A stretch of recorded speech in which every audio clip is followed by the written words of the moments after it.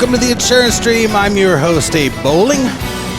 Great to be with you today. Thanks for tuning in. Today we're going to talk about how to bump your employee retention to 100%. That's a big number. As business owners, we don't want anybody quitting. Not anybody that we want to keep. We want our best employees to stay on board with us forever. Can. So we're going to talk about best practices on bumping those employee retention numbers up to 100%. Today's episode brought to us by the Fast Track Appointment Program, guaranteed new direct appointments for your insurance agency. Check them out over there at FTAP, FTAP, stands for the Fast Track Appointment Program, .insure, ftap.insure. All right, so let's dig right in here. How to bump your employee retention to 100%. So we're going to go through a quick checklist here. And you know, this comes from a multitude of agencies, years of experience. Some of them's my agency, some of them were other people's agencies. But you know, we at our agency that we had, the agency was called Contractors Insurance Northwest. You guys have heard me talk about it numerous times. It was acquired in 2020, right as COVID hit. That was an interesting time. But, you know, for the 10 years that that agency was in operation, we never had anybody quit. Not one. So what did we do to make sure that we had 100% employee retention? Well, early on, we got snacks for our employees. And this, you know, some of these things are going to sound so simple. They're going to sound like, that's dumb. Like, why would anybody care about that? But, you know, when you go to work, and we kept a fridge down there in the you know, the bullpen room, where customers would walk in, and we had a receptionist desk, and we had a desk that was just for servicing, a desk that was our sales guy's desk. We had, you know, other salespeople at their desk, but we had, you know, a bind desk where they just bound policy documents. And over in the corner, we bought a nice table, and we laid out a huge assortment of snacks. We went over to Amazon. We bought a bunch of different snacks. You know, we were sensitive to the dietary sensitivities of our staff, and we had appropriate snacks for everybody to enjoy. We had a refrigerator full of Starbucks coffee drinks, Red Bull, water, some juices, just, you know, whatever they liked, we tried to have on hand for them.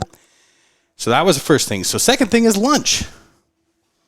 Once a week, once every other week, once a month, whatever you can afford to do, buy your office lunch. Get some Subway delivered. Get some pizza delivered. Get you know, something delivered for all your employees, and make sure they know what day it is. So they don't bring lunch. They don't go through the trouble of making their lunch at home before they come to work.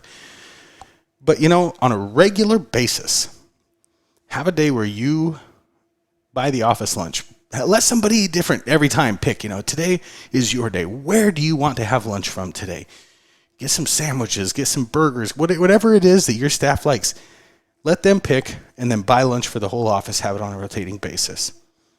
Health insurance. If you can afford it, get health insurance, medical, dental, vision, get all that stuff taken care of for your employees, and really look at the plan to try and get something comprehensive. Work with a broker in your area. If you're a P&C and you're not licensed or you don't specialize in health insurance, if you're a health insurance broker, that should be really easy for you.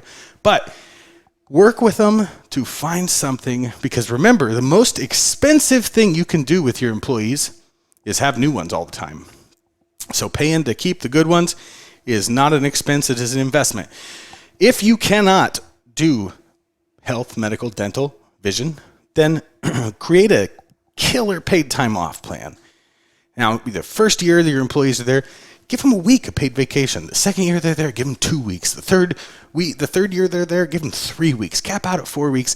Stagger it so that way they can't take too much time off at once. Maybe make it to where they can only take a week or 2 weeks off. Create a plan, but get a killer paid time off plan. Make it to where when they go shopping or they get looking at other jobs, they are not going to go anywhere because of how sweet they have it at your place. Because you know what?